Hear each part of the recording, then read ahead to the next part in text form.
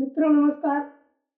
मैं Mahendra Kumar Sehgal YouTube channel में आपका स्वागत करता हूं और आशा करता हूं कि आप सभी लोग बहुत अच्छे हैं। मित्रों,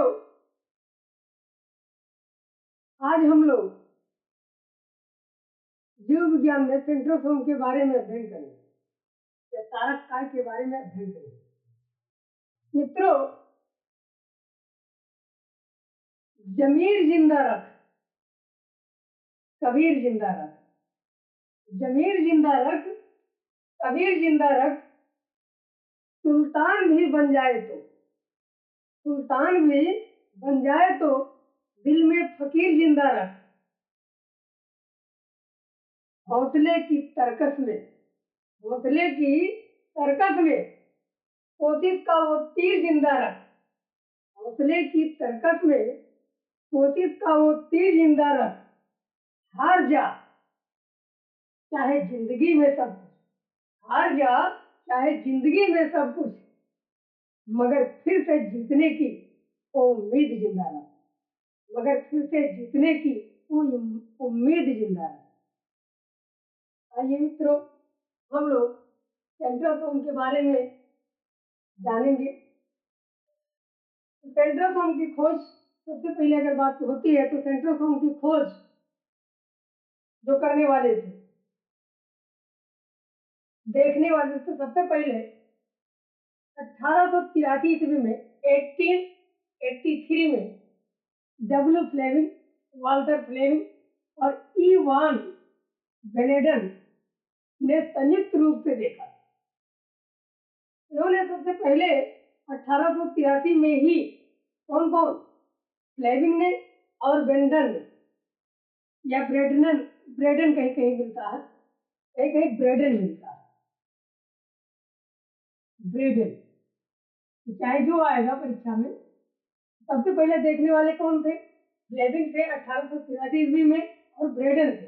इन्होंने संयुक्त रूप से देखा। लेकिन बाद में लगभग कह सकते हैं कि 5 साल बाद, 4 साल बाद, अर्थात 5वें साल, सेंट्रोसोम का नामकरण एवं खोजकर्ता यानी सेंट्रोसोम नाम देने वाले, तारक का नाम देने वाले 1883 ईस्वी में टी बावेरी नामक वैज्ञानिक ने, किसने दिया मित्रों? टी बावेरी नामक वैज्ञानिक ने दिया। और टी बावेरी महोदय ने सेंट्रोसोम का नाम दिया और उसकी खोज माना जाता है। तो जब भी पूछा जाए सेंट्रोसोम की खोज किसने किया था, तो 1888 ईस्वी में या 1888 में टी बावेरी ने किया। क्या समझ में आया मित्रों? अब सेंट्रोसोम प्रश्न नहीं बनता, सेंट्रोसोम कहाँ प्रेजेंट होता है, कहाँ पाया जाता है, कहाँ पाया जाता है, कहाँ नहीं पाया जाता है। तो सेंट्रोसोम की अगर हम बात करें तो सबसे पहले से जान लीजिए ये ऑल यूकैरियोटिक में प्रेजेंट होता है। ऑल यूकैरियोटिक जो सेल होता है उसमें सभी में प्रेजेंट होता है, उपस्थित होता है। बट प्रोकैरियोटिक सेल में ये एब्सेंट होता है। बट प्रोकैरियोटिक सेल में क्या होता है मित्रों? एब्सेंट। क्लियर? फिर से एक बार सुन लीजिए, सेंट्रोसोम यूकैरियोटिक सेल में प्रेजेंट होता है। ऑल यूकैरियोटिक सेल में क्या होता है? प्रेजेंट होता है। बट प्रोकैरियोटिक सेल में एब्सेंट होता है। Clear? Centrosome all higher and lower animal एवं लोअर प्लांट में जैसे आ जाते हैं, एल्गी है, फंजाई है, ब्रायोफाइटा है, टेरिडोफाइटा है, जिम्नोस्पर्म है, इन सब में पाया जाता है। इसे समझ लीजिए, सेंट्रोसोम जो मित्रों है तो चाहे वो हायर प्लांट हो या हायर एनिमल हो, तो या लोअर प्लांट हो, लोअर एनिमल हो, सभी में पाए जाते हैं। लोअर प्लांट में हमने लिख दिया कौन कौन आते हैं लगभग। लेकिन कुछ इसके अपवाद है, जैसे रेड एल्गी, लाल शैवाल जो रोडोफाइटी का मेंबर होता है। और अगर पूछा जाए हायर प्लांट में कौन आता है? एंजियोस्पर्म में सेंट्रोसोम एब्सेंट। किस किस चीज में एब्सेंट होता है? यूकैरियोटिक में, रेड एल्गी में, और एंजियोस्पर्म में क्या होता है? हायर प्लांट जो होता है एंजियोस्पर्म, उसमें क्या होता है? सेंट्रोसोम एब्सेंट होता है। तो सेंट्रोसोम रेड एल्गी जो रोडोफाइटी का क्या है, मेंबर है, सदस्य है, और हायर प्लांट एंजियोस्पर्म में एब्सेंट होता है। एंजियोस्पर्म में क्या होता है मित्रों, एब्सेंट होता है। क्लियर? तो आपको अब भूलना नहीं चाहिए, सभी हायर प्लांट और हायर एवं लोअर प्लांट में और हायर एनिमल एवं लोअर एनिमल में यूकैरियोटिक में सभी में सेंट्रोसोम पाया जाता है, लेकिन रेड एल्गी और हायर प्लांट में एंजियोस्पर्म में ये क्या होता है, सेंट्रोसोम एब्सेंट होता है। क्लियर? अब प्रश्न ये आता है कि अगर पूछा जाए कि एनिमल में कितने एब्सेंट होता है, एनिमल की बात करें तो सेंट्रोसोम एनिमल के मेच्योर आरबीसी, इसमें मित्रों मेच्योर आरबीसी, सेंट्रोसोम एनिमल के मेच्योर आरबीसी में क्या होता है, एब्सेंट होता है। एनिमल में पूछा जाएगा तो मेच्योर आरबीसी लगाना, लेकिन सेल डिवीजन के समय, सेल डिवीजन के समय एक स्टेज आता है जिसको हम इंटरफेज स्टेज कहते हैं। तो स्टेज मित्रों इंटरफेज स्टेज कहते हैं, उसमें सेंट्रोसोम पाया जाता है। इंटरफेज स्टेज में, सेल डिवीजन के इंटरफेज स्टेज में सेंट्रोसोम पाया जाता है, लेकिन अगर वही कहा जाए कि एनिमल के मेच्योर आरबीसी में सेंट्रोसोम एब्सेंट, मेच्योर आरबीसी में सेंट्रोसोम क्या होते हैं मित्रों, एब्सेंट। लेकिन सेल डिवीजन के, उसका विभाजन के इंटरफेज स्टेज जो होता है उसमें ये क्या होता है, सेंट्रोसोम पाया जाता है। अगला पॉइंट, प्रोकैरियोटिक सेल में जो भी हमने पहले बताया कि प्रोकैरियोटिक सेल में सेंट्रोसोम क्या होता है, एब्सेंट होता है। तो प्रोकैरियोटिक सेल में, प्रोकैरियोटिक सेल में सेंट्रोसोम क्या होता है, एब्सेंट। सेंट्रोसोम क्या होता है मित्रों, एब्सेंट होता है। प्रोकैरियोटिक सेल में सेंट्रोसोम एब्सेंट होता है, अनुपस्थित होता है, अनुपस्थित होता है। इसलिए इसे, इसमें कौन डिवीजन होता है, कौन सेल डिवीजन होता है, ए माइटोटिक सेल डिवीजन होता है। कौन सेल डिवीजन मित्रों, ए माइटोटिक सेल डिवीजन, जैसे बाइनरी फिजन वगैरह होते हैं, बाइनरी फिजन इसी में आता है, माइटोटिक डिवीजन, ये माइटोटिक सेल डिवीजन में बाइनरी फिजन होता है। प्रोकैरियोटिक सेल में सेंट्रोसोम एब्सेंट होते हैं, लेकिन और इसी कारण से इसमें एमाइटोटिक डिवीजन होता है। मित्रों इसका स्क्रीनशॉट ले लीजिए, फिर हम लोग आगे चलते हैं।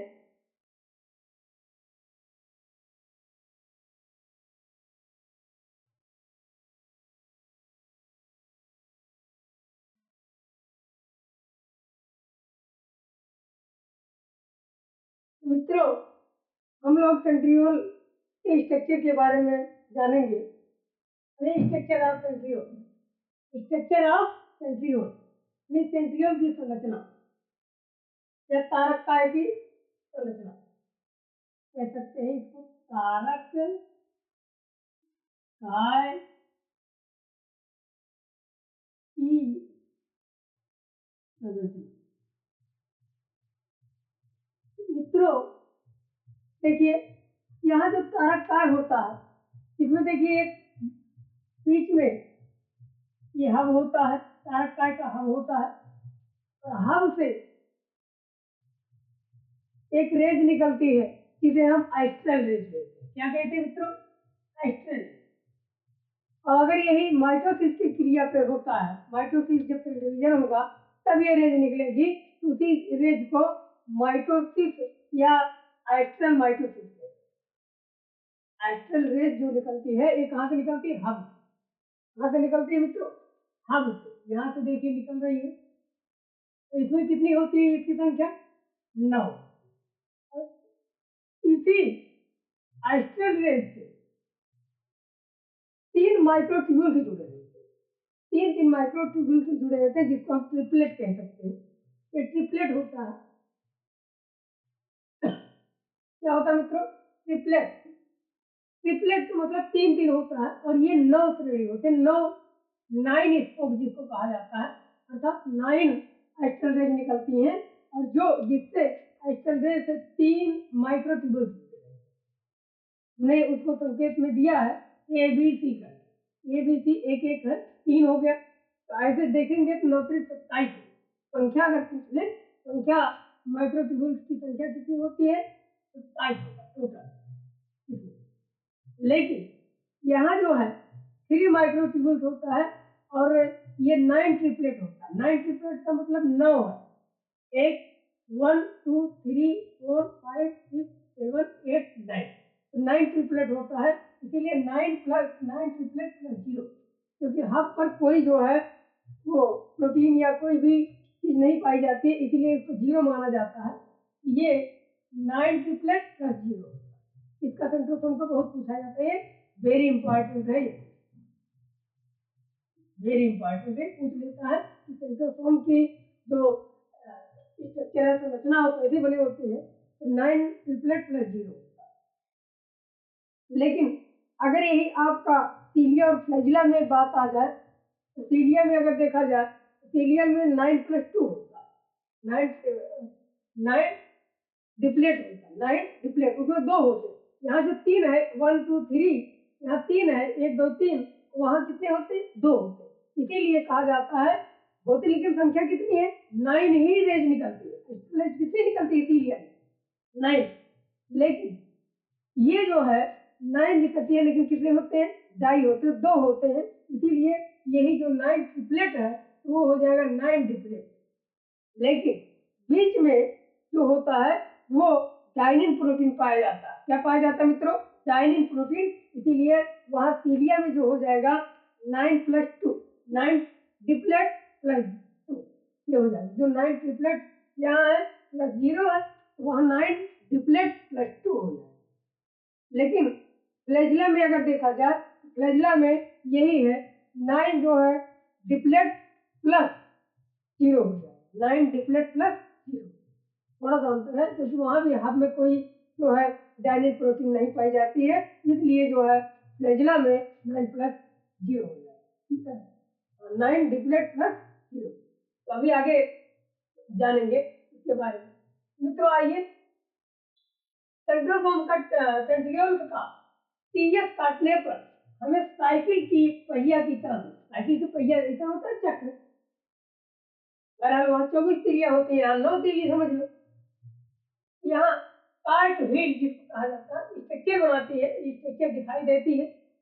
साइकिल की पहिए की तरह कार्ट व्हील स्ट्रक्चर दिखाई देती है। इस व्हील के सेंटर में हब होता है। सेंटर में क्या होता है मित्रों? हब होता है, जहां से तीली की तरह, जहां से अभी हमने कहा तीली लगे हैं, 9 तीलियां हैं समझ लीजिए, तीली की तरह आइस्ट्रल रेज निकलता है।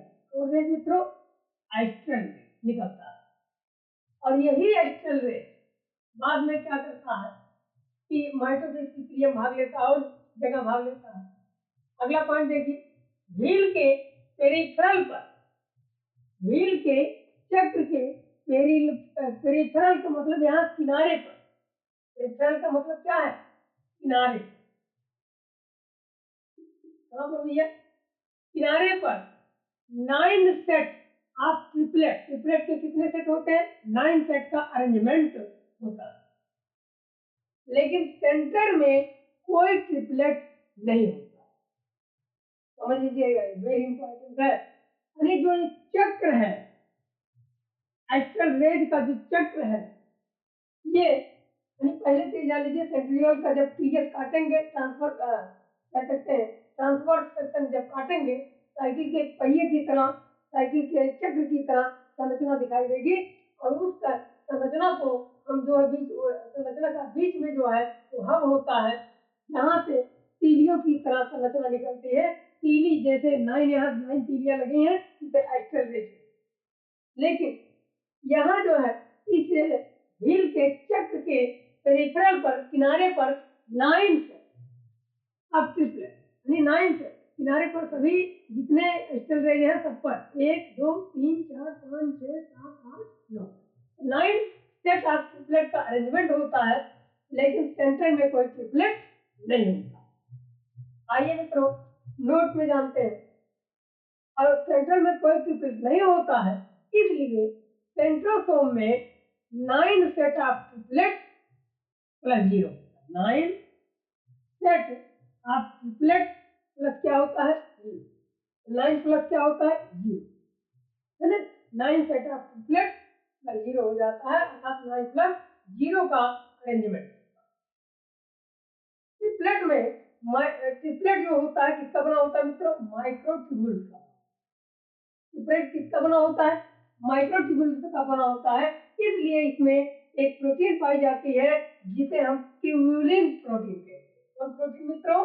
ट्यूबुलिन प्रोटीन कहते हैं। और ये ट्यूबुलिन प्रोटीन जो है ये माइक्रोफिलामेंट एक्टिन के बने होते हैं। माइक्रोफिलामेंट एक्टिन के बने होते हैं। फिर से यहाँ समझ लीजिए, नोट वाला वेरी इंपॉर्टेंट है। अभी अच्छा दौड़ा देते हैं बाद में। तो क्या होता है ट्रिपलेट में? ट्रिपलेट किसका बना होता है? माइक्रोट्यूबुल्स का। और माइक्रोट्यूबुल्स जो में कौन प्रोटीन पाई जाती है? Tubulin protein. और प्रोटीन ट्यूबुलिन प्रोटीन। और ट्यूबुलिन प्रोटीन किसका बना होता है? Microfilament actin. एस्ट्रल रेज के आधार पर माइटोसिस दो प्रकार है। एस्ट्रल रेज के आधार पर माइटोसिस कितने प्रकार की होती है मित्रों? दो प्रकार। क्योंकि एस्ट्रल रेज जो होता है वो सेंट्रोसोम से निकलता है। एस्ट्रल रेज कहाँ से निकलता है? सेंट्रोसोम से। एस्ट्रल रेज कहाँ से निकलता है? सेंट्रोसोम। और इसलिए जहां पर एस्ट्रल रेज होगा तो वहां पर एस्ट्रल माइटोसिस की क्रिया। एस्ट्रल रेज कहाँ से निकलता है? सेंट्रोसोम से। इसलिए जहां पर इसलिए यानी ये एस्ट्रल रेज जहां पर होगा वहीं से एस्ट्रल माइटोसिस की क्रिया होगी। लेकिन ऑल एनिमल, ऑल सभी एनिमल, सभी एल्गी जो रेड एल्गी को छोड़, इसको छोड़कर मित्रों रेड एल्गी को छोड़कर बाकी algae, all animal, all fungi, all bryophytes, all pteridophytes and all gymnosperm में एस्ट्रल माइटोसिस होती है। क्या होता है मित्रों? Astral mitosis. एक बार और मैं थोड़ा स्पीड से रिवाइज कर दे रहा हूँ। पेट्रियन का जब टीएस काटेंगे तो उसमें साइकिल के पहिए की तरह संरचना दिखाई देगी, उसे हम और साइकिल के पहिए की जो व्हील होती है उसी तरह से व्हील के सेंटर में हब होता है, जहाँ से तीली की तरह निकली हुई संरचना जो होती है उसे हम एस्ट्रल ब्रिज कहते हैं। यहाँ हमने लिख दिया है, जिसको रॉड भी कहा जाता है और एस्ट्रल ब्रिज भी कहा जाता है। क्लियर मित्रों? अब व्हील के किनारे पर पेरिफेरल पर 9 सेट, कितने सेट? 9 सेट ये है। और 9 सेट में एक सेट में कितना है? 3। और 9 सेट ऑफ ट्रिपलेट का अरेंजमेंट होता है, लेकिन सेंटर में कोई ट्रिपलेट नहीं। 9 सेट का अरेंजमेंट होता है 9 सेट ऑफ ट्रिपलेट का, लेकिन सेंटर में कोई ट्रिपलेट नहीं होता। इसलिए सेंट्रोसोम में 9 सेट ऑफ ट्रिपलेट प्लस 0 का अरेंजमेंट होता है। यानी 9 प्लस 0 का क्या होता है? अरेंजमेंट होता है। क्लियर? ट्रिपलेट जो होता है वो किसका बना होता है? माइक्रोट्यूबुल्स का। इसलिए इसमें ट्यूबुलिन प्रोटीन पाई जाती है। इसमें माइक्रोट्यूबुल्स का बना होता है। ट्रिपलेट किसका बना होता है? माइक्रोट्यूबुल्स का। अब क्यों माइक्रोट्यूबुल्स का? क्योंकि इसमें ट्यूबुलिन प्रोटीन पाई जाती है, इसलिए माइक्रोट्यूबुल्स का बना होता है। और जो माइक्रोट्यूबुल्स किसका बना होता है? माइक्रोफिलामेंट एक्टिन का बना होता है। माइक्रोफिलामेंट एक्टिन का बना होता है। एस्ट्रल रेज के आधार पर माइटोसिस दो प्रकार की होती है, ये एस्ट्रल माइटोसिस, एक एनएस्ट्रल माइटोसिस। तो एनएस्ट्रल माइटोसिस अभी आपको जैसे रेड एल्गी में होता है या कह दिया जाए एंजियोस्पर्म में होता है तो वहां होता है। आइए मित्रों, तो एस्ट्रल के आधार पर, एस्ट्रल रेज के आधार पर माइटोसिस कितने प्रकार की? दो। क्योंकि एस्ट्रल रेज सेंट्रोसोम से निकलता है और इसलिए ये एस्ट्रल रेज जहां होगा वहां एस्ट्रल माइटोसिस होगी। और लेकिन ऑल एनिमल, ऑल एल्गी, केवल रेड एल्गी को छोड़कर all fungi, all bryophytes, all pteridophytes and all gymnosperm में एस्ट्रल माइटोसिस की क्रिया होती है। आइए मित्रों, अब इसके आगे चलते हैं, इसका स्क्रीनशॉट ले लीजिए।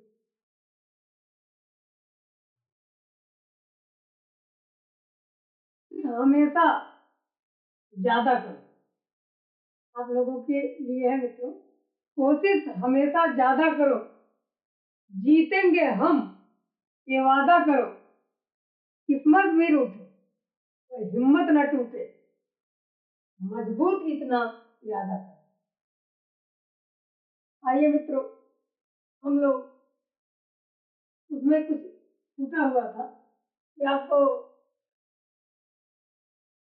कभी यूकैरियोटिक सेल में सारे में जो है क्या पाया जाता है मित्रों, एस्ट्रल माइटोसिस की क्रिया पाई जाती है। लेकिन नोट में हमने यहाँ लिख दिया है कि हायर प्लांट एंजियोस्पर्म में और रेड एल्गी में एनास्ट्रल माइटोसिस की क्रिया होती है।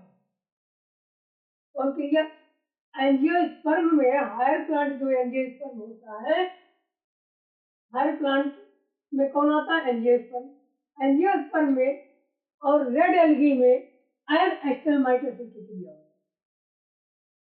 सेंट्रोसोम माइटोसिस डिवीजन के समय, सेंट्रोसोम माइटोसिस डिवीजन के समय स्पाइंडल फाइबर का निर्माण करता है।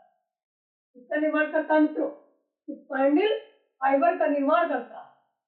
और इसी स्पाइंडल फाइबर के कारण एनाफेज में पोल वर्ड मूवमेंट होता है। ऐसा मूवमेंट होता है मित्रों, पोल वर्ड मूवमेंट होता है। फिर से एक बार रिवाइज कर दे रहा हूँ। हायर प्लांट एंजियोस्पर्म में और रेड एल्गी में एनास्ट्रल रेज निकलती है, और एनास्ट्रल रेज निकलने के कारण एनास्ट्रल माइटोसिस की क्रिया होती है। और सेंट्रोसोम माइटोसिस के डिवीजन के समय स्पाइंडल फाइबर का निर्माण करता है, और इसी स्पाइंडल फाइबर के कारण एनाफेज स्टेज में, सेल डिवीजन के एनाफेज स्टेज में पोलवर्ड मूवमेंट होता है। कौन मूवमेंट होता है? पोलवर्ड। हाँ मित्रों, एक चीज और वहां छूटा था कि जो ये हमने बताया था ट्रिपलेट होता है यूकैरियोट्स में, और तो यहाँ जो ट्रिपलेट होता है, इसमें ट्रिपलेट में जो ये ट्यूब्यूल होते हैं, माइक्रोट्यूब्यूल होते हैं, इनकी संख्या, ग्लोब्यूलर की संख्या कितनी होती है? 13। कितनी होती है? 13। 1 2 3 4 5 6 7 8 9 10 11 12 13, 13 इसकी संख्या होती है। और इसका जो व्यास होता है, जो डायमीटर होता है, वो 250 एंगस्ट्रॉम होता है। कितना एंगस्ट्रॉम? 250 एंगस्ट्रॉम, यानी 250 एंगस्ट्रॉम होता है। और एक चीज यही बता दें, टू सेंट्रियोल को डिप्लोसोम कहा जाता है। टू सेंट्रियोल अगर मिल जाए तो किस कहा जाएगा मित्रों? डिप्लोसोम। आइए हम लोग सीलिया और फ्लैजिला के बारे में जानेंगे। तो फ्लैजिला, पहले तो प्रोकैरियोटिक में फ्लैजिला के बारे में जानेंगे, फिर यूकैरियोटिक में फ्लैजिला के बारे में जानेंगे। यहाँ हमने बताया है प्रोकैरियोटिक का ये है कि जिसमें डायनिन प्रोटीन जो होता है, जो बीच में पाया जाता है, ये एब्सेंट होता है। क्या होता है मित्रों? एब्सेंट होता है। अब एब्सेंट होने के कारण, अब क्यों एब्सेंट होता है? क्योंकि यहाँ कोई डिप्लेट नहीं पाई जाती है, और इसलिए एब्सेंट होता है। प्रोकैरियोटिक सेल की बात कर रहा हूँ। प्रोकैरियोटिक सेल में 9 डिप्लेट होता है, प्लस बीच में कोई जो है डिप्लेट नहीं पाया जाता है, अर्थात डायनिन प्रोटीन भी नहीं पाई जाती है, एब्सेंट होती है डायनिन प्रोटीन, और इसीलिए इनका जो अरेंजमेंट होता है 9 डिप्लेट प्लस 0। जब भी पूछा जाए प्रोकैरियोटिक सेल में, प्रोकैरियोटिक सेल में फ्लैजिला का फ्लैजिला के सेंट्रोसोम का जो अरेंजमेंट होता है, वो कैसा होता है? 9 डिप्लेट प्लस 0 होता है। क्लियर? अब यहाँ यूकैरियोटिक की हमने बात की, यहाँ भी 9 डिप्लेट होता है। 9 डिप्लेट, डिप्लेट मतलब दो दो माइक्रोट्यूब्यूल तो रहते हैं, सब यूनिट रहते हैं, लेकिन 9 होता है, 9 डिप्लेट होता है। डिप्लेट दो होने के कारण डिप्लेट नाम रखा गया।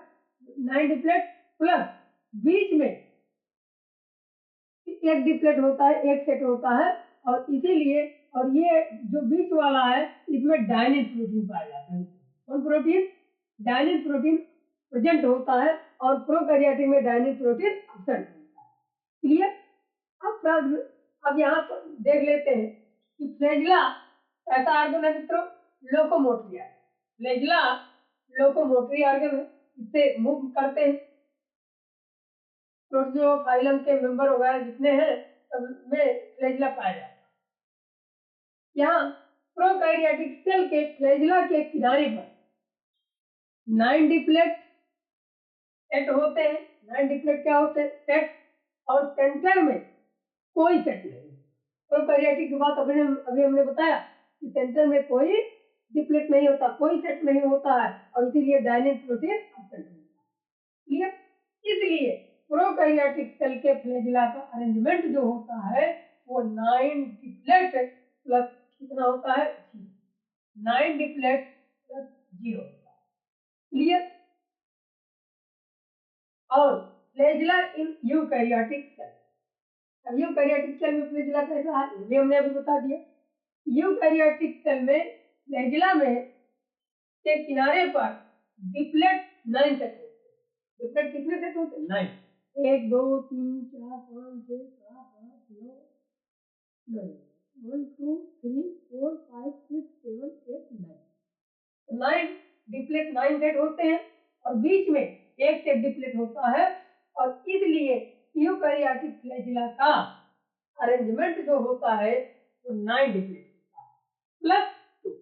9 डिप्लेट प्लस 2 तो बीच में भी एक सेट रहता है जिसमें डायनिक प्रोटीन क्या होता है? एक बार और रिवाइज कर देते हैं मित्रों। हायर प्लांट में किसमें पाया जाता है? हायर प्लांट एंजियोस्पर्म और रेड एल्गी में,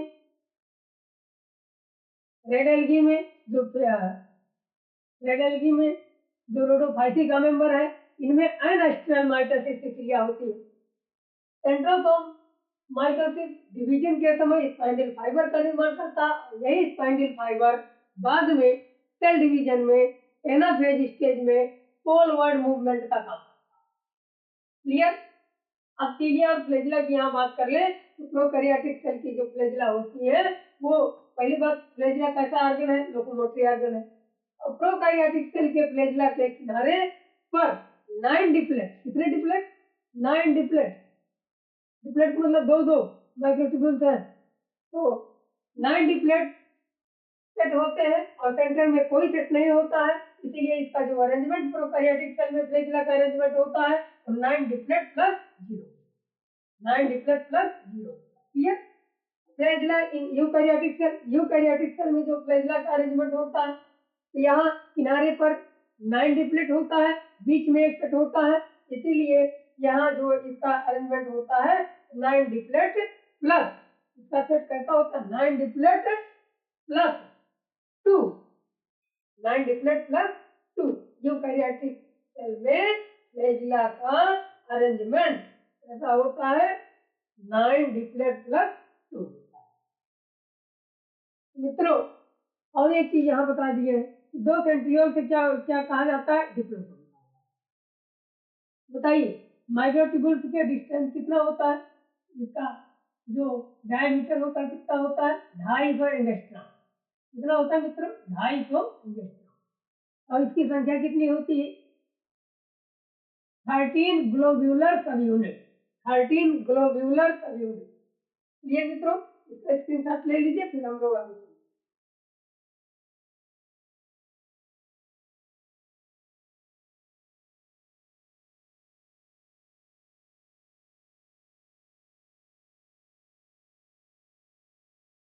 आइए मित्रों सेंट्रोसोम के फार्मूले के बारे में जानते हैं।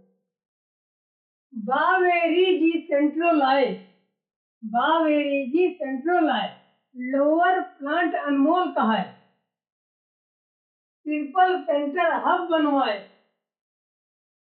9 अरेंजमेंट कराए, स्पाइंडल फाइबर को बनवाए, मोटा मोटा पोल बनाए, इंटरफेज का नाम कराए।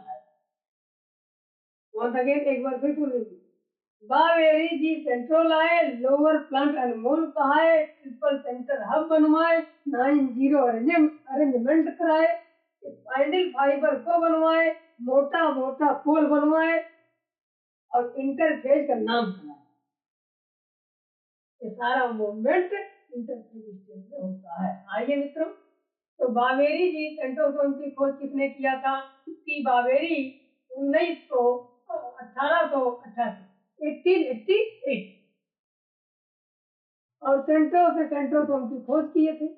लोअर प्लांट और लोअर एनिमल सारी जगह पाया जाता है। लोअर प्लांट और लोअर एनिमल, हायर प्लांट और हायर एनिमल पाया जाता है। इसमें ट्रिपल जो है ट्रिपल सेंटर 9 ट्रिपलेट होता है प्लस 0, इसका अरेंजमेंट 9 प्लस 0, 9 ट्रिपलेट प्लस 0 होता है। और इसका सेंटर जो 0 का सेंटर है वो हब सेंटर में होता है। ट्रिपलेट का सेंटर कहाँ होता है? हब सेंटर में होता है।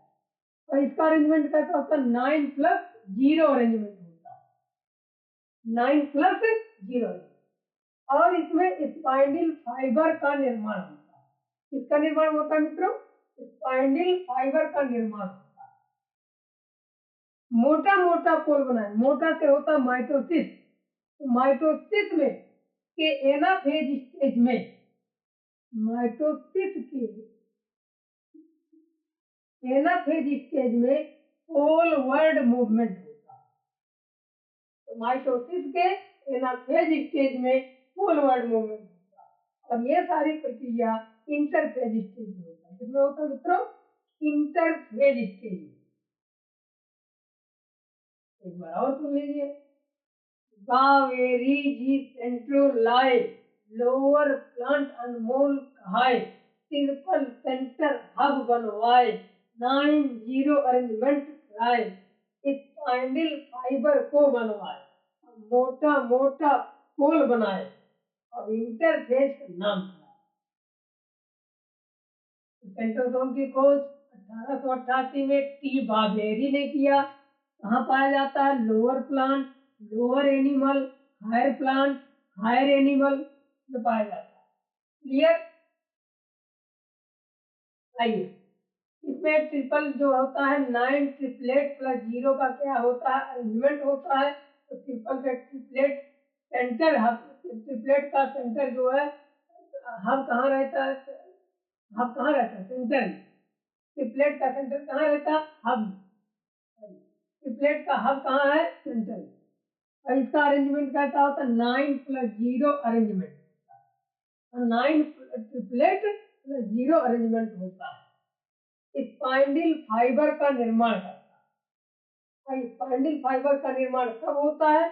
जब सेल डिवीजन होता है। तो मोटा मोटा पोल बनाए, मोटा से हो गया माइटोसिस के एनाफेज स्टेज में पोलवर्ड मूवमेंट होता है। माइटोसिस के एनाफेज स्टेज में पोलवर्ड मूवमेंट होता है। और ये होता है इंटरफेज स्टेज में। किसी स्टेज में इंटरफेज का नाम क्या है? Interphase stage. मित्रों, आज का ये क्लास समाप्त हुआ। सेंट्रोसोम। अगर ये वीडियो आपको अच्छा लगा हो तो कृपया लाइक, सब्सक्राइब या शेयर कर दीजिएगा। धन्यवाद।